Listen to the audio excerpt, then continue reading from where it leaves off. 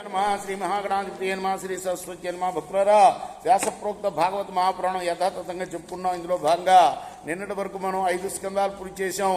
6వ స్కందాన్ని కూడాను 66 భాగాలుగా చెప్పుకున్నాం. ఈ రోజున 67వ భాగం చెప్పుకునే ముందు వ్యాస భగవాను ప్రార్థన చేసుకుందాం. వ్యాసాయ విష్ణు రూపాయ వ్యాస రూపాయ విష్ణవే నమో వై బ్రహ్మదేవాశిషాయ నమో నమః. సమర్థ సద్గురు సాయినాథ్ మహారాజ్ కీ జై. ఇంద్రుని యొక్క గద గగన మండలం నిండా మంటలు కక్కుతూ మహావేగంతో ఆ వృత్రాసురుడి దగ్గరికి చేరుకుని వాడిని తాకింది. వృత్రాసురుడు ఆ గదా దండాన్ని ఎడమ చేత్తో అవలీలగా పట్టుకుని ఏమాత్రం లొంగకుండా ఇంద్రుడికి దానితోటే ఐరావతం అంటే ఎవరు ఇంద్రుడి యొక్క వాహనం దాని కుంభస్థలం మీద గట్టిగా కొట్టాడు. ఆ దెబ్బకు ఐరావతం తల బద్దలైపోయింది, కుంభస్థలం బద్దలైపోయింది, తల కూడా బద్దలైంది. వజ్రాయుధాన్ని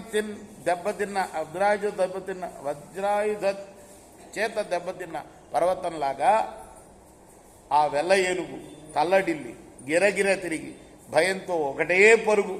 ఈ విధంగా బెదిరి పారిపోతున్న ఐరావతాన్ని దేవేంద్రుడు ఎంతో ప్రయత్నంతో అంకుశంతో అదుపులో తెచ్చుకున్నాడు. అమృత రసాన్ని చిలికే తన చల్లని హస్తంతో ఆ ఐరావతాన్ని మెల్లగా నిమిరి నొప్పిని తొలగించి మళ్లీ యుద్ధంలో నిలబడ్డాడు. ఈ ప్రకారంగా ఐరావతాన్ని తన చేత్తో నిమురుతూ దాని ఎదుట నిలబడి నొప్పిని తొలగించి సేద తీరుస్తున్న శత్రువు తన సోదరుని చంపినవాడైన దేవేంద్రుణ్ణి ఆ వృత్రాసురుడు చూశాడు. తన తోబుట్టు అయిన విశ్వరూపుణ్ణి మట్టుపెట్టినవాడు అంటే అర్థమైంది కదా. విశ్వరూపుడు ఎవరు? త్వష్ట కొడుకు తలలు నరికాడు దేవేంద్రుడు. గురువుగా చేసుకొని ఆ గురువుగారు యాగం చేస్తూ ఆ యాగంలో మరి రాక్షసులకు కూడా భాగం ఇస్తున్నాడనే కోపంతో 3 తలలు తుంచేశాడనమాట. అప్పుడు త్వష్ట ఏం చేశాడు?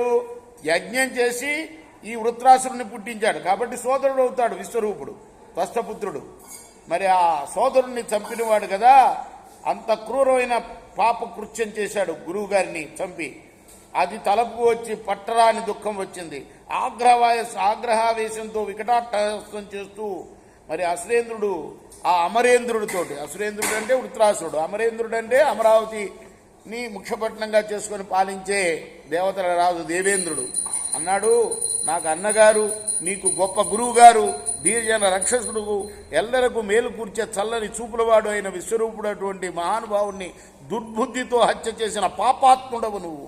ఈనాడిక్కడ చేవదక్కి నా బాహుపంజరంలో చిక్కి 10 మందిలో నవ్వుల పాలయ్యావు. ఇదిగో ఈ నా శూలాన్ని దడదడ కొట్టుకుంటున్న నీ గుండెల్లో గుచ్చి మా అన్నగారి రుణాన్ని తీర్చుకుంటాను అన్నాడు. రేపు మనం 67వ భాగాన్ని 67వ భాగాన్ని చెప్పుకుందాం. 68వ భాగం కృష్ణార్పణమస్తు. సాయి కృష్ణ శ్రీ సచిదానంద సద్గురు సాయినాథ్ మహారాజ్ కీ జై. చేకూరా హారతి గో సద్గురునాథ దేవ సాయినాథ. పాంచభౌతిక తత్వములానే హారతులిత్తుమురా. నిర్గుణమ్మ స్థితే వీడి ఎట్టి ఆకారం పొందితివో సాయిరాం. సర్వముండి నీవే ఇంకను ఉంటివి తల్లివలే.